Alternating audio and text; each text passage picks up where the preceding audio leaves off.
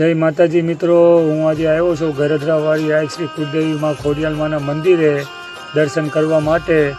આજે હું તમને બધાને માં ખોડિયાલમાનું પ્રાચીન કાળથી આવેલું જૂનું મંદિર બતાવવા જઈ રહ્યો છું, જ્યાં માં ખોડિયાલમાનું પ્રાગટ્ય સ્થાન છે, જ્યાં માતાજીની હાજરો હજાર હાજરી છે અને બધા ભક્તોની શ્રદ્ધાથી મનોકામના પૂરી કરે છે। જે પણ માનતા હોય એ માનતાઓ માતાજી ખોડિયાલમાં આજ પૂરી પાડે છે અને સાતે બહેનોનું અહીંયા સ્થાન છે અને તમને બતાવવા જઈ રહ્યો છો આજે એવા બધા ભક્તોને કે જ્યાં અહીંયા ભક્તો આદિકાલથી દર્શન કરવા માટે આવી રહ્યા છે।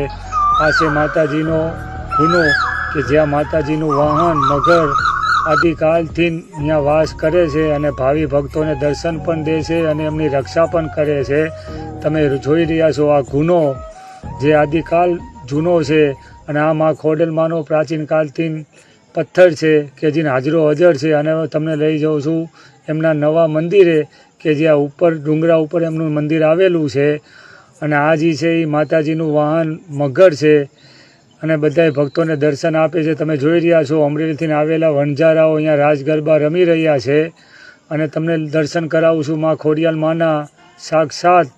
તમે જુઓ આ માં ખોડિયાલમાનું મંદિર અને માતાજીની મૂર્તિ છે જ્યાં તમે દર્શન કરી શકો છો। જોઈ રહ્યા છો હવે આપણે જઈ રહ્યા છીએ પઠ્ઠાપીર દાદાની જગ્યાએ, જ્યાં તમે પઠ્ઠાપીર દાદાના દર્શન કરી શકો એમ છો।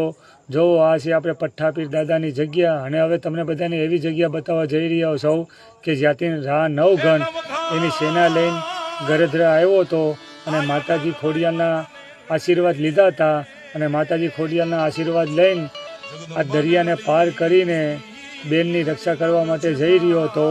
તમે જોઈ રહ્યા છો અને હવે આ ગરધરા પાસે આવેલું સફારી પાર્ક અને જ્યાં તમે સફારી પાર્કમાં તમે જોઈ રહ્યા છો આ અમારું સૌરાષ્ટ્ર ગીર કાઠિયાવાડ।